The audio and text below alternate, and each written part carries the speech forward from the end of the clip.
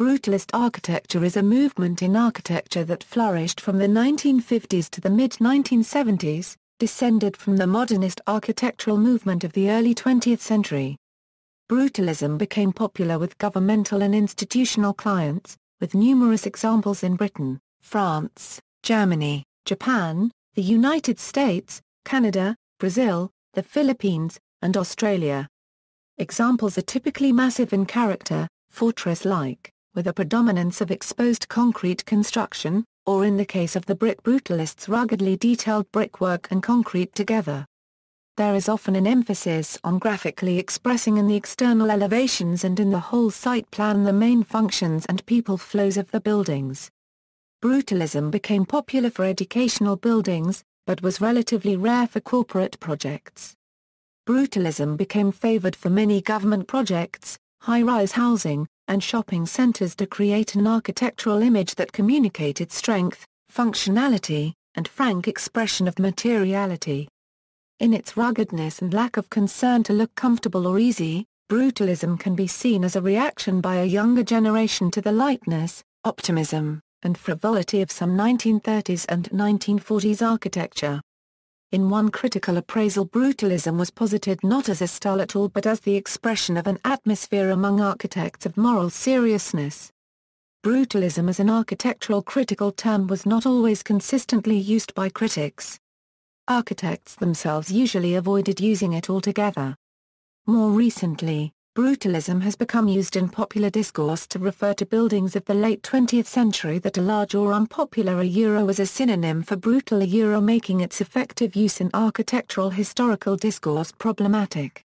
The term brutalism is not derived from the word brutal, but originates from the French bar copyright ton brut, or raw concrete, a term used by Le Corbusier to describe his choice of material.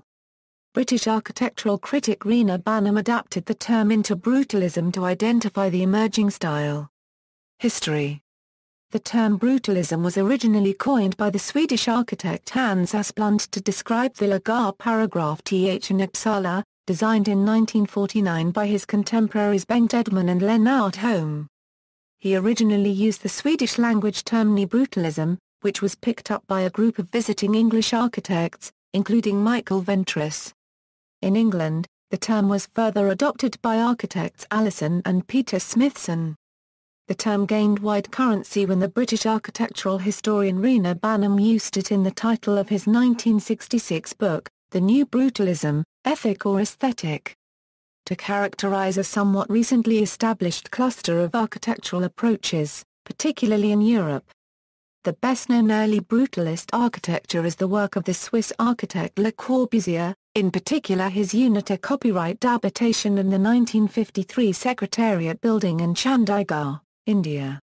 Brutalism gained considerable momentum in the United Kingdom during the mid-20th century, as economically depressed communities sought inexpensive construction and design methods for low-cost housing, shopping centres, and government buildings. Nonetheless, many architects chose the brutalist style even when they had large budgets, as they appreciated the honesty, the sculptural qualities, and perhaps, the uncompromising, anti-bourgeois, nature of the style. Combined with the socially progressive intentions behind brutalist streets in the sky housing such as Corbusier's Uniter copyright, brutalism was promoted as a positive option for forward-moving, modern urban housing. Characteristics. Brutalist buildings are usually formed with repeated modular elements forming masses representing specific functional zones, distinctly articulated and grouped together into a unified whole. Concrete is used for its raw and unpretentious honesty, contrasting dramatically with the highly refined and ornamented buildings constructed in the elite Beaux Arts style. Surfaces of cast concrete are made to reveal the basic nature of its construction, revealing the texture of the wooden planks used for the in situ casting forms. Brutalist building materials also include brick, glass, steel, rough-hewn stone, and gabions. Conversely, not all buildings exhibiting an exposed concrete exterior can be considered brutalist, and may belong to one of a range of architectural styles including constructivism, international style, expressionism, postmodernism, and deconstructivism. Another common theme in brutalist designs is the exposure of the building's functions ranging from their structure and services to their human use in the exterior of the building. In the Boston City Hall, designed in 1962, the strikingly different and projected portions of the building indicate the special nature of the rooms behind those walls, such as the mayor's office or the city council chambers. From another perspective, the design of the Hunstanton School included placing the facility's water tank, normally a hidden service feature, in a prominent, visible tower. Brutalism as an architectural philosophy was often also associated with a socialist utopian ideology, which tended to be supported by its designers, especially Allison and Peter Smithson, near the height of the style. This style had a strong position in the architecture of European socialist countries from 1965 to 1989. In Czechoslovakia, brutalism was presented as an attempt to create a national, but also modern socialist architectonic style. Figures: in the United Kingdom, architects associated with the brutalist style include Erna Goldfinger, wife and husband pairing Allison and Peter Smithson, some of the work of Sir Basil Spence, the LCC-GLC Architects Department, Owen Luder, John Bancroft, and, arguably perhaps, Sir Dennis Lawston, Sir Leslie Martin, Sir James Stirling with his early works. In Australia, examples of the brutalist style are Robin Gibson's Queensland Art Gallery, Ken Waller's Fisher Library at the University of Sydney, the High Court of Australia by Colin Madigan in Canberra, and WTC Wharf. John Andrews's Government and Institutional Structures in Australia also exhibit the style. In the United States, Paul Rudolph and Ralph Rapson are both noted brutalists. Walter Netsch is known for his brutalist academic buildings. Marcel Breuer was known for his soft approach to the style, often using curves rather than corners. In Argentina, Clorindo Testa created the Bank of London and South America, one of the best examples of the 50s.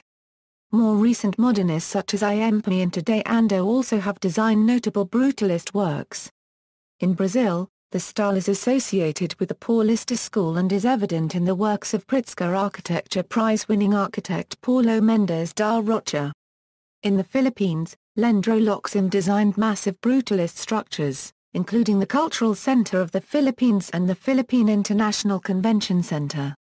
In New Zealand, Sir Miles Warren and his practice Warren and Mahoney led the development of the so-called Christchurch School of Architecture, which fused brutalist architectural style with Scandinavian and Japanese values of straightforwardness.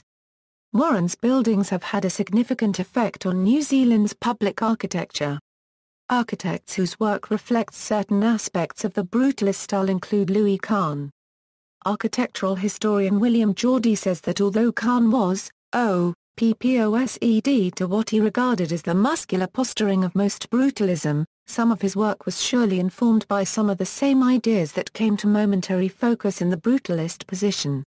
On university campuses, in the late 1960s, many campuses in North America were undergoing expansions and, as a result, there are a significant number of brutalist buildings at American and Canadian universities, beginning with Paul Rudolph's 1958 Yale Art and Architecture Building and the 1965 Art Museum at Colgate. Rudolph's design for the University of Massachusetts Dartmouth is an example of an entire campus designed from scratch in the brutalist style. Likewise, architect Walter Netsch designed the entire University of Illinois Chicago Circle campus under a single, unified brutalist design. The University of Chicago's Joseph Regenstein Library, one of the largest libraries in the world, is designed in the brutalist style. The University of Minnesota's West Bank campus features several brutalist buildings, including Ralph Rapson's performing arts venue, Rarick Center, one of Rapson's most important works and the best example of brutalism in the Twin Cities. Criticism and reception. Brutalism has some severe critics, including Charles, Prince of Wales. His speeches and writings on architecture have excoriated brutalism, calling many of the structures piles of concrete.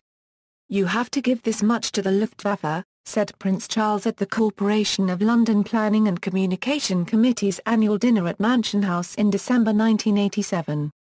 "When it knocked down our buildings, it didn't replace them with anything more offensive than rubble. Similar sentiment is found in the poem Slough. Defenders of the style argue that the criticism comes not only from the designs of the buildings, but also from the fact that concrete four-section adders do not age well in damp, cloudy maritime climates such as those of northwestern Europe and New England. In these climates, the concrete becomes streaked with water stains and sometimes with moss and lichens, and rust leaches from the steel reinforcing bars. Critics of the style find it unappealing due to its cold appearance, projecting an atmosphere of totalitarianism, as well as the association of the buildings with urban decay due to materials weathering poorly in certain climates and the surfaces being prone to vandalism by graffiti.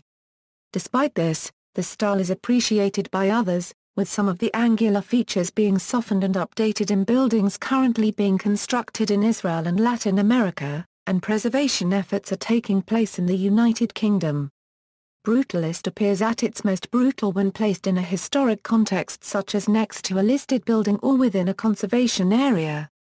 Excellent examples exist in historic university cities such as Edinburgh, Scotland. At the University of Oregon campus, outrage and vocal distaste for brutalism led, in part, to the hiring of Christopher Alexander and the initiation of the Oregon experiment in the late 1970s. This led to the development of Alexander's A-pattern language and the timeless way of building. In recent years, the bad memories of underserved brutalist community structures have led to their demolition in communities eager to make way for newer, more traditionally oriented community structures. Theodore Dalrymple, a British author, physician, and political commentator, has written for City Journal that brutalist structures represent an artifact of European philosophical totalitarianism, a spiritual, intellectual, and moral deformity. He called the buildings cold-hearted, inhuman, hideous, and monstrous. He stated that the reinforced concrete does not age gracefully but instead crumbles, stains, and decays, which makes alternative building styles superior. Brutalism today. Although the brutalist movement was largely dead by the mid-1980s, having largely given way to structural expressionism and deconstructivism, it has experienced an updating of sorts in recent years.